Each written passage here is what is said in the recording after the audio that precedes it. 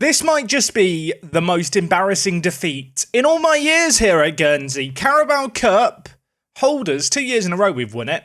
Not in it anymore. Lost to Newport County on penalties. Now, granted, when you look at the match stats, when you look at the game, it'd be very easy to sit here and say, we got FM'd. And we did get FM'd. But you know what? Some players were very, very bad. Pignot, 6.3. Sula, 6.6. Alunga, Tejera. When Tejera's not playing well, things aren't going to go well. And I mean, as for Newport County, really, really good League 2 side. I mean, silver lining, I don't have to drink Carabao this season, so that's a plus, I guess. Today, though, more difficult games than Newport County. Roma away and Konyaspor away. Is Konyaspor Turkish? I actually don't know. It is Turkish. I know Turkish football, me. Right, let's run the intro. Double Champions League away day. I'm excited for things today.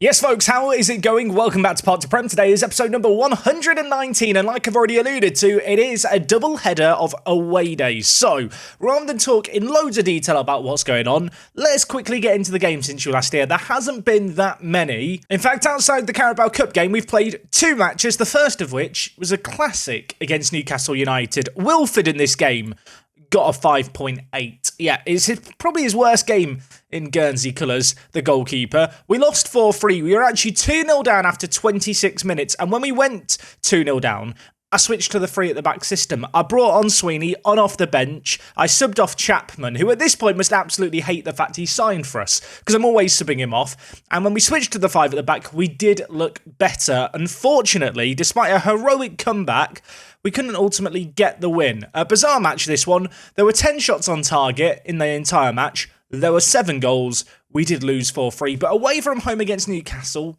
not disastrous. And I suppose the good news is that against Wolves, who are not a bad team in this universe, media prediction of 11th, we did actually manage to win really, really convincingly. 3-0 result in this one. Lemos picked up 2, Chapman with a couple of assists as well. Rios got in on the scoring action, and well, after a bit of iffy form, to say the very least, nice to get a win. Now, ordinarily, after 6 games, losing 2 matches in the league would be considered bad. But you know what? Away from home against Newcastle, away from home against Manchester United, they're not the worst games to slip up in early on in the season. And when we look at the league table, there are only 2 teams unbeaten still at this point.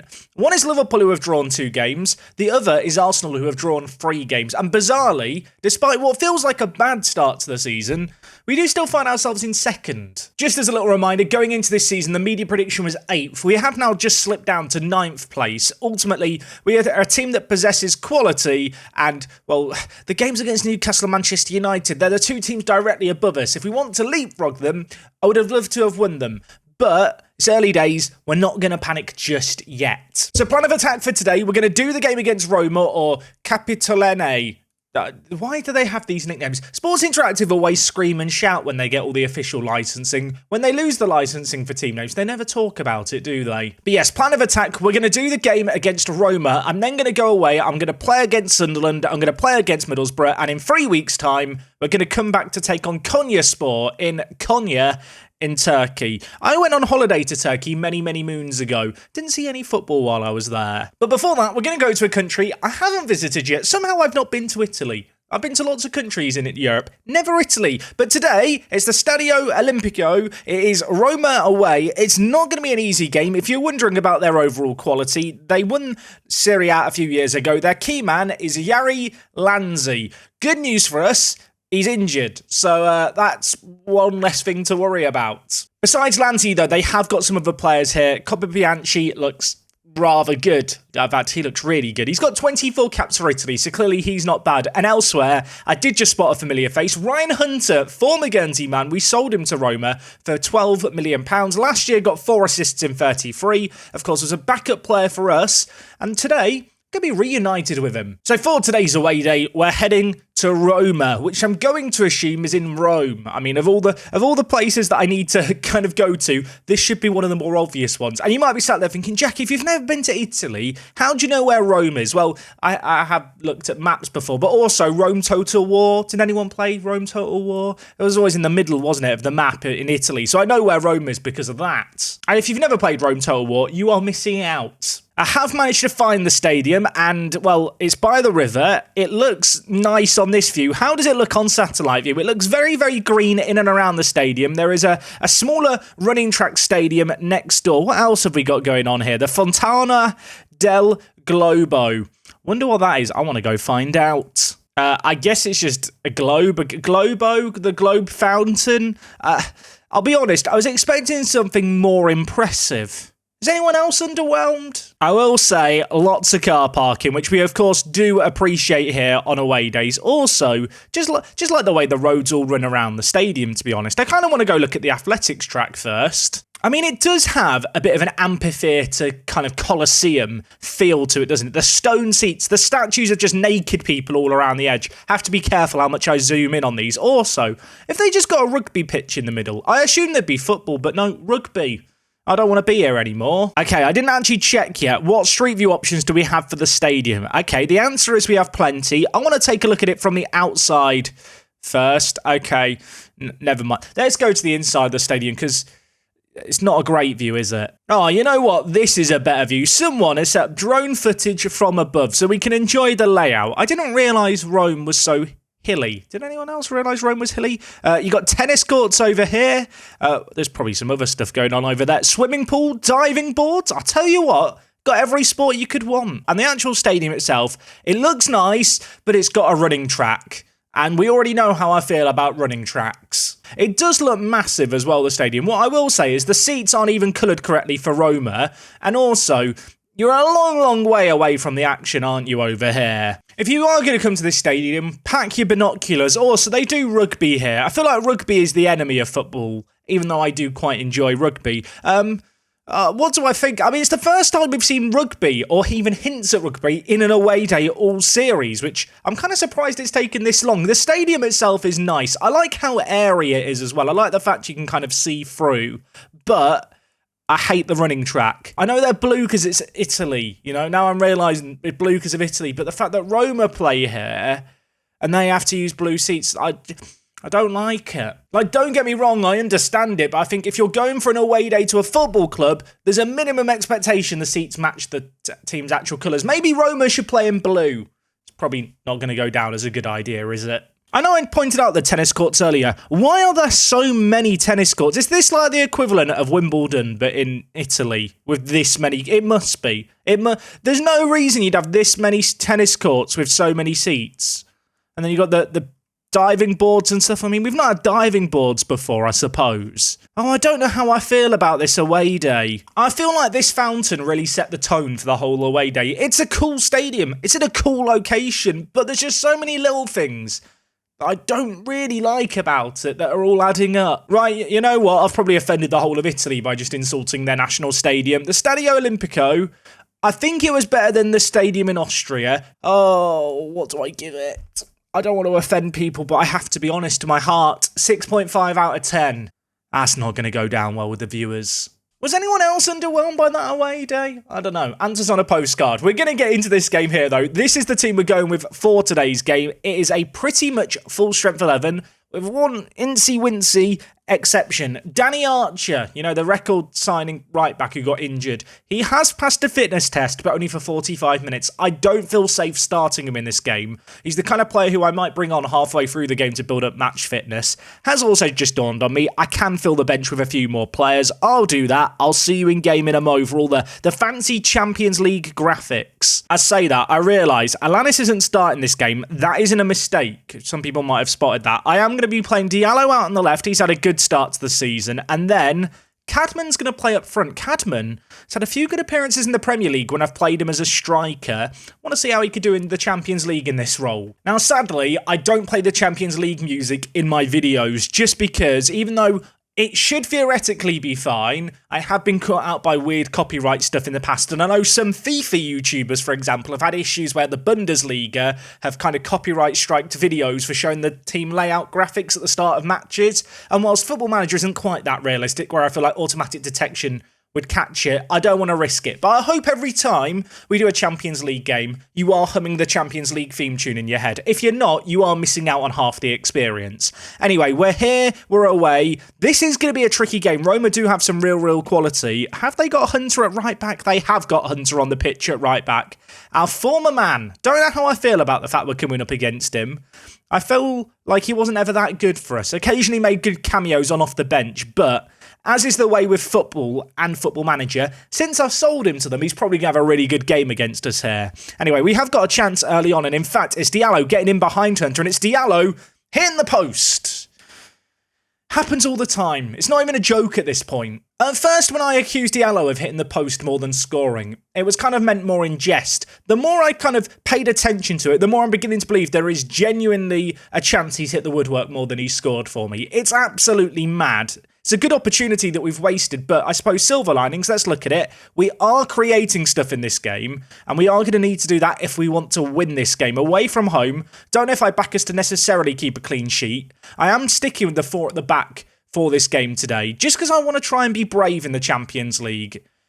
Whether or not that is stupidity rather than bravery, I suppose remains to be seen. But I feel like there are certain matches where we can really take the game to the opposition. I do feel like Roma lack a little bit defensively, and I feel like our attacking players can really lean into that. Roma's big strength is with their strikers rather than their defence. And if I was to play the more defensive system, I feel like we'd be shooting ourselves in the foot. Lemos, has he scored? It's been cleared off the line. That was a weird highlight, wasn't it? I thought we'd scored. We haven't. I don't like to see Chapman and Grasser on bookings early on. Mostly Grasser, because Grasser is an absolute nutter. Oh, and now Diallo's got injured. Why did I start Diallo? Now, I do have a dilemma here. Do I go to the 3 at the back system, or do I stick with what we're playing? Right now, Roma have not had a shot on goals, so I'm going to kind of stick, I think, with what we're doing. We're going to move Cadman into his kind of natural habitat as that left attacking mid. Alanis is going to come in. Alanis, by the way, continuing to develop, things you love to see. He is going to get the nod up top, and, well, what could have been proven to be a controversial tactical decision to rotate things in the final third has now been completely undone after 30 minutes. We're now back with the tried, true and trusted, and we might have some defending to do here. Just looking at the stats, you can see Roma haven't done a lot in this game. Had that injury happened and we'd been behind or we'd been struggling a little bit more, maybe would have looked to bring on a centre-back instead and switch up the system. But, oh my word, in a game like this one, we're taking the game to them. It's working at the moment, besides, actually scoring. At half-time, I feel like I will have to sub off Grasser. I just don't trust him. He got sent off last year. He's got a mean streak in him. He's an angry little man at times, and it scares me. But good news, I think, at the break, 0-0. Roma won Serie A a couple of years ago. Last 2 years have finished second in Italy. Given how we performed this half, this has been a really good performance so far. I suppose the alternative with Grasser would just be to tell him to ease off tackles, but whether or not you want your defensive midfielder doing that, I'm not entirely sure. Elsewhere, Chapman has not played great here. You know what? Sula, on you come. Sula has developed a ton. I feel like I've not bigged up this man enough for his development. He has really improved since he joined the club. You can see here, just a sea of green arrows. Obviously, he has learned to play out on that right-hand side, cutting in on his left foot. It's what we're going to bring him in to do here. Why is there a kickoff highlight? I've made some changes, could be controversial. Immediately, there's a highlight. If we concede here, I look like a melon. Yusuf. Dispossessed. Sula on off the bench, plays it inside to Cadman. Options ahead of him. Sula is one of them. Just fresh off the pitch, causing all kinds of issues. Alanis missed a chance there. He did kick it straight at the keeper. It was offside anyway. I choose to believe he knew he was offside, so he was just giving it to the keeper and being nice, rather than fluffing his lines. Coming up to an hour played here, still 0-0. It's been a good performance on the whole. Grasser on a booking, not performing well though. I'm going to take him off in this game. We're going to bring in McKillop. Elsewhere, Monteiro not playing particularly great. Alunga on you come. Fresh legs into the midfield. Both players on bookings, so I don't really need to risk or really want to risk in this game. Frustrating we've not been able to find a breakthrough just yet. There is just over 20 minutes left They've not had a shot on target. It's been an amazing performance. It's the kind of game you lose 1-0, isn't it? We've all been here. We know what's happening. I can feel it. Ganino's sliding at right backs on a 7.3. Should we just sell Archer back to Brentford? Do you reckon Brentford will take him back for 85 million? Probably not. There's a few minutes left here. I don't really want to change anything too much, but we'll change things up just slightly to try and make something happen in the last 5 minutes here. This has been a dominant display. They've done absolutely nothing, and now they've got a set piece. They've hit the woodwork. McKillop gets it away from danger. Only as far as Casilla. Was Casilla the guy who I tried to sign in the summer who signed a new contract? I think it is. 3 minutes of added time in this game. It is still 0-0. Is there to be a late sting in the tail? There isn't. I mean, plus point. Clean sheet. Negative. Didn't score. Probably should have scored. A really good performance, though, by our whole defence is great to see. Elsewhere, McKillop got a good little cameo on off the bench. Alanis came in. Didn't really perform in this match. Gonna tell the players I'm not happy. That said, secretly deep down inside, I don't actually think a draw is the worst result in the world. Diallo's going to be out for 2 to 3 weeks. That's not great. He might be back for the next game, actually, because if I'm not mistaken, there is an international break coming up at some point. Yeah, there is. So that's something to look forward to. Let's look at the positives. We're still unbeaten in the Champions League. We've got 4 points on the board, and in a group of 36 teams, we now sit 8th. I mean, we're in good company at the top, and then Celtic are somehow at the... How are Celtic second? No disrespect, Celtic. They must have had easy games, right? They must have done. Who have they played? Olympiacos and Salzburg. Easy games. Now, like I already mentioned, we are going to come back for the Konyaspor game. Konyaspor are currently 36 out of 36. So this is a game we really should be winning. We're going to head over to Turkey, but not before I go away and play Sunderland and Middlesbrough. 2 games against teams in the Northeast. I'll see you after an international break. Hopefully, we're at full fitness and there's no injuries to speak of, because it's been a while since we've had our full strength 11 available. 2 matches and an international break later. Pleased to announce no injuries, so that's a big dub. Is that what the kids say? Dub? It's a dub. And to quickly recap the 2 games we've played, 2 wins, as I already mentioned, teams in the Northeast. The first against Sunderland, good result this one. We were 3-0 up. They got a goal back late on, but ultimately a controlling performance. Chapman picked up man of the match. He's looked really, really impressive to start the season. Hasn't been an out-and-out goal scorer, but has been chipping in with plenty of assists. And whilst the Sunderland game was straightforward, this one against Middlesbrough wasn't. Middlesbrough have actually started the season really well. They were up in 6th when we took them on here. At home, you'd back us to be winning this game. Not quite how it went down. We scored early via Cadman. They got a goal back. I then made a triple change in the 57th minute.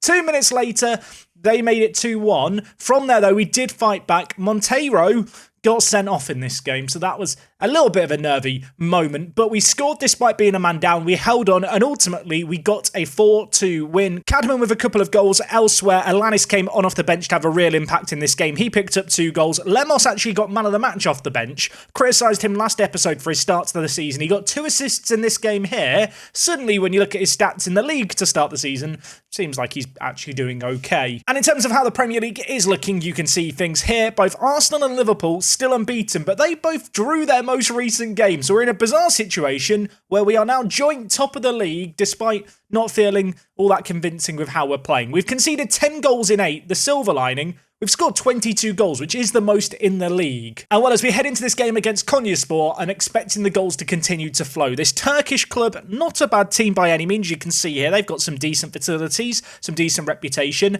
Their key player is Can. He is a Turkish international right winger. Well, yeah, we should be beating them. And for comparison, of course, we have Sula, the 19-year-old Turkish winger. If we just compare him with their key man, you can see here, we have the edge in quality. For this game, we are heading to the Konya Büyükşehir Belediye Stadyumu.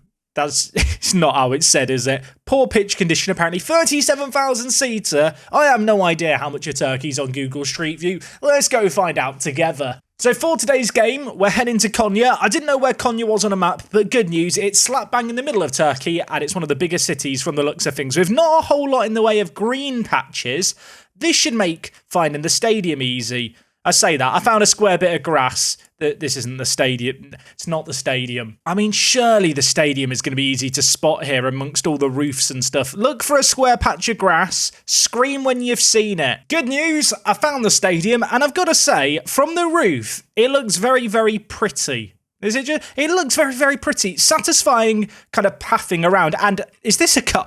Oh my word, this might be the mother of all car parks. I mean, there's not a lot of cars in the car park, but in terms of away day car parks, have we seen better? It's just so satisfying. It's all evenly spaced out. It's all just lined up nicely. I'm in love. I'm trying to work out, is this more car parking over here or just a big slab of concrete? We may never know. I mean, they've got the running track outside the stadium, a couple of football pitches next door, another smaller track? I don't know. Answers on a postcard. What is this? Why is it all blue? Also, what is this building here? I need to know more. What building are we looking at here? What is this? I can't speak Turkish. Either way, it's not where we're going today. We're going to this stadium, which might have the most satisfying roof I've ever seen. I'm going to tell you now, the car park, just as satisfying from the ground as I imagined it would be. I'm a fan. I love it. And the stadium itself, I mean, I've never seen a stadium like this. I am oddly satisfied right now. I don't know about anyone else. This is actually reminding me, there's a board game where you have to lay triangles in a grid and the triangles have like 3 colours on them and they have like a points total in the middle and you have to match up the colours. Does anyone know the board game I'm thinking of? This design reminds me of that game. Before we just inspect the car park on all sides, I can confirm it's a thing of art. Okay, I did spot plenty of dots inside the stadium. I mean, where do we begin? Let's go here. There's a cluster of dots in the stadium itself. What can we see from here? I mean, I'll tell you what. This is a blooming nice stadium. Like, I love the banners hanging down. I guess this is maybe different years where they've won the Turkish league. That's what I feel like it should be anyway. Got the Turkish flag. The seats. Not only have they got, like, you know, the name of the club and stuff, they've got like a few of the trophies they've won. They have the insignia thing from the club badge itself. Am I getting crazy, or is this one of the nicest stadiums we've been to? I mean, I guess this is a press area here. You've got TVs in front of you, tables which have the club badge on them, and then they've just got like a nice blanketed kind of, I guess these like executive seats with cushions and stuff. I mean, I'm not being funny.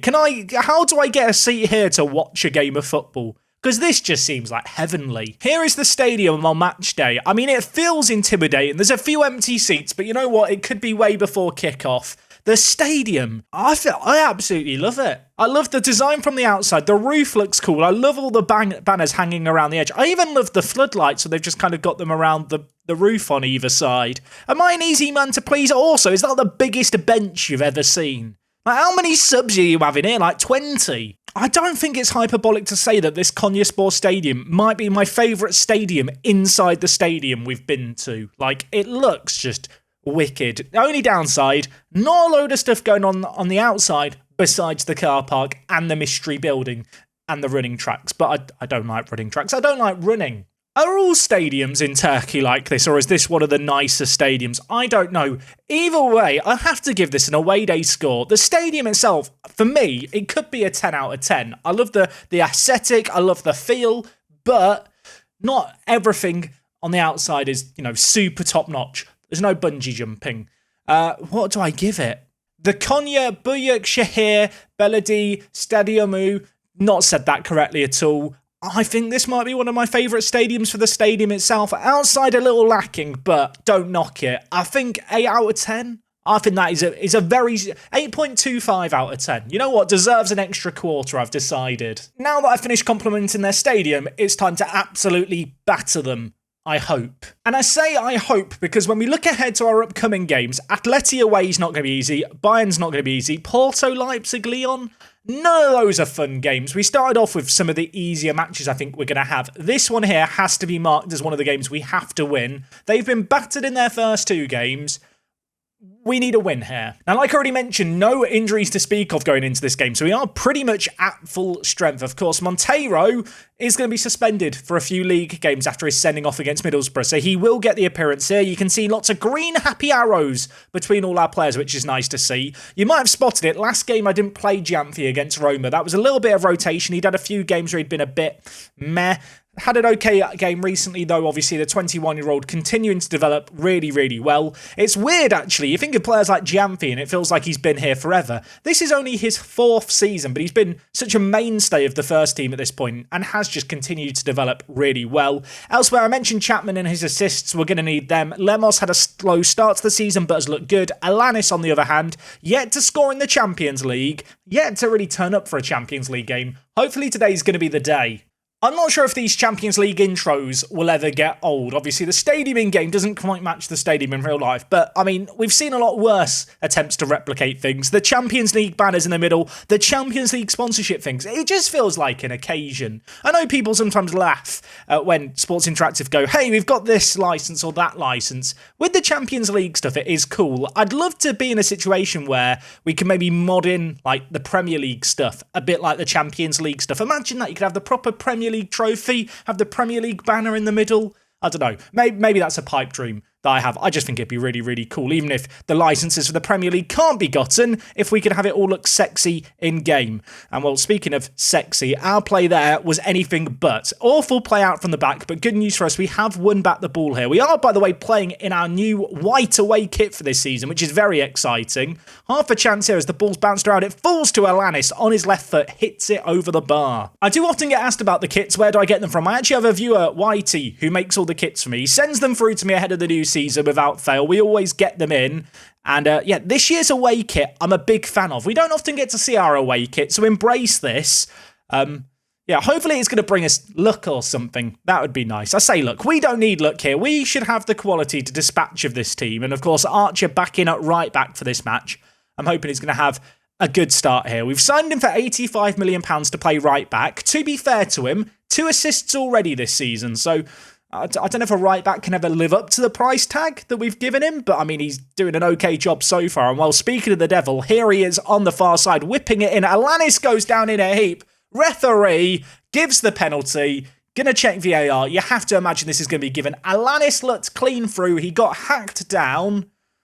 And an early goal here potentially would settle the nerves. Having failed to score against Roma, an early goal here would be nice. It's going to be number 9, Alanis. He scored in last year's Conference League final. He scored in the Carabao Cup final. Can he score in this game here? Of course he bloody can. It's 1-0 inside the first 5 minutes. He has, by the way, now got 3 goals in 3 games for Mexico since making his international debut. And, well, with a cool, composed finish like that, I think he's going to get plenty more, both for club and country. It sets us on our merry way. That said, as we learn in our first game against Astana, 1-0 is not going to be a comfortable result in any Champions League game. We need a second goal. The sooner we could get it, the better.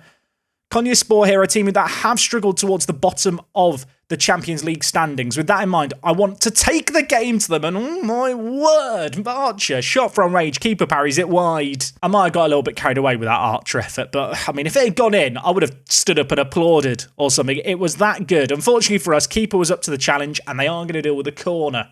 Big ball forward from their centre-back. Coppo going to read it, chest it down. Now with Manny Wilford. Can we make something happen out from the back here? 12 minutes played, a goal to the good.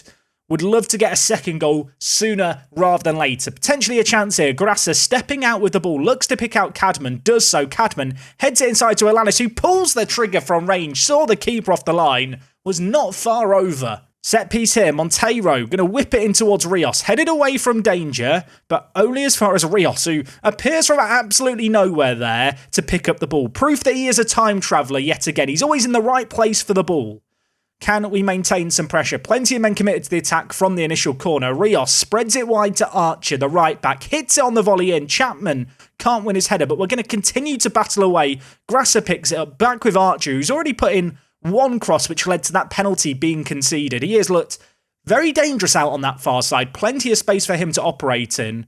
Looks like with Konyaspor, they are going to leave both their wide attacking midfielders nice and high up the pitch. Should allow our wide wing-backs to get forward, just like Giamfi has there. Lemos back to Giamfi. Speaking of the wing-back, from the byline, going to drill it in from one full-back to the other, and Danny Archer scores. That was an absolutely beautiful goal. I feel like I've just spoken that into existence. You could see it coming. The wing-backs just getting forward. No one really picking up either of them. And Giamfi here, I don't know if he spotted Archer here. I have to choose to believe he has. On the half volley, That's a ridiculous finish for any defender. Rios with the ball at his feet. Could go back wide to Archer, could go all the way back to Manny Wilford. Only 20 minutes played here. So far, so good in this game. Would be a good opportunity to maybe bolster our goal difference because we are looking very, very threatening. Jamfi forward again. Options in the middle. Pulls it across. Lemos is there. The keeper makes a mental save to keep it at 2. Oh my word. I was feeling certain it was going to be 3-0, but not yet. Opening half an hour of this game has been really, really impressive by us. 64% of the ball. They are yet to have a shot on target. We are looking very good at the back this episode with the 4-2-3-1, at least in these European games. Naturally, with some of the upcoming Champions League opponents we've got coming up, maybe we'll be more tempted to go with the 3 at the back system. But as for the here and now, well, so far, we just look in complete control of this game. Our wing-backs are actually running the show. Cadman with the ball. Cadman and Chapman. Who decided to sign 2 players with such similar names? What kind of idiot would do that? I mean, I struggle with non-English names. I'm now struggling with English names as well. I've doomed myself. Coppo with a free kick. Going to lay it to Jamfi, who's going to dink it towards Alanis. Defended as well to read it. And I mean, Konyaspor are keeping plenty of men forward. It's got to leave me a little wary of potential counter-attacks. But on the flip side, with how we're dominating the possession and the play, we just look threatening every time we bring the ball forward. Monteiro looking to pick out Lemos, who is on a booking. Lemos can occasionally be a bit of a naughty boy, so keep an eye on that. Given the scoreline, given the performance, I might be tempted to take him off at half-time. Coppo with the ball, laying it wide to Rios. Both our centre-backs actively involved in the build-up play here. Monteiro, ridiculous ball. And Cadman really should have hit the target. Half-time here, 2-0 to the good. It has been one-way traffic. We look on course for our second Champions League win of the season. 7 points from a possible 9 is a really good start. Whether or not that's going to be enough with the new format, with the number of teams there are, I don't actually know. I'm not really sure what you need to guarantee yourself a spot in the knockouts. Of course, the top 8 teams, I believe it is of the 36, go into the second knockout round.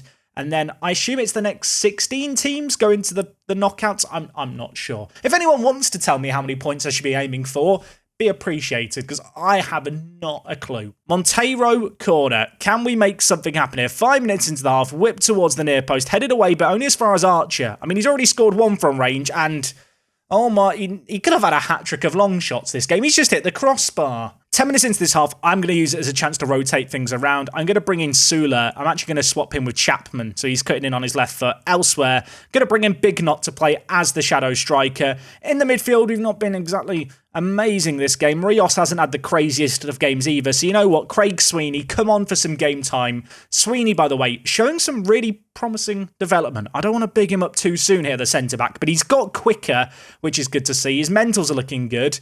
And, well, game time here is only going to be a good thing for him. Monteiro has already looked threatening from a few set pieces, lays it towards Coppo, who heads it over the keeper. 3-0, game, set, match. It's done. We've won this one. Coppo with the ball yet again. I feel like so much of our build-up play comes through our centre-backs linking up with the defensive midfielders and just inviting this opportunity for our wing-backs to get forward. On this occasion, Archer has run into a load of trouble, but that said, look, you can see here, we want to press high, we want to force turnovers, we want to force them to go long.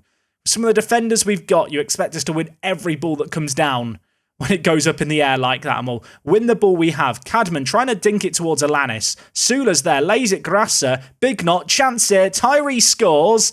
I don't want to celebrate it yet because VAR is going to check it. I think he's onside here. Tyrese Big Knot might have got his first ever Champions League goal. It was only last season he was scoring his first goal for England, and I can confirm the goal is going to count. It was worked through a very congested midfield, but a nice little finish at the end of it. Pressure just all over the place. Grasser laid it to Big Knot. He hit it. Keeper got a hand on it, but it was not enough. It hits the back of the net. 4-0. At 4-0 with 2 subs left, we can make a few more changes here, I think. I'm going to take off Cadman. I'm going to move Manasiev into the centre attacking mid-area.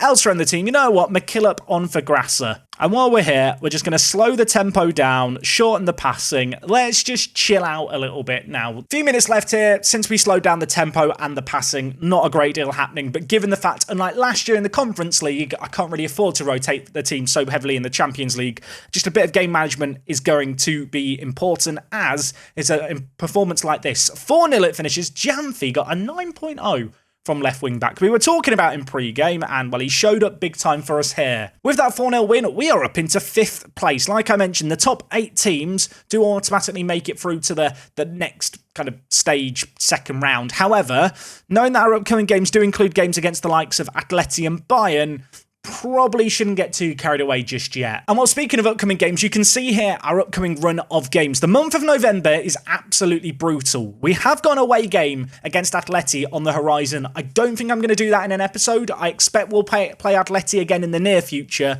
unlike Konyaspor, which feels like it's a game that comes around once a save game. Atleti are the kind of team we'll meet in the knockout stages in a year or 2 or 3 or 4 time. I don't know how many more seasons we're going to be here. I want to win the Premier League. It does feel a little way off yet, but the next month, like I already mentioned, is going to be important. Tottenham, Man City, Chelsea. There's a Bayern Munich game in there as well. In terms of when we're going to be back next time, I'm actually looking a little further ahead to Liverpool and Arsenal. 2 games in December, 2 games against the teams currently 1st and 3rd, the 2 teams who are currently unbeaten. They are the kind of games we need to win if we want Champions League football. Let me know what you thought of today's away days down in the comments. Am I a hater to the country of Italy? Am I sucking up to the country of Turkey? I don't know. Answers on a postcard. Let me know what you thought of the stadiums themselves. The Konyaspor Stadium.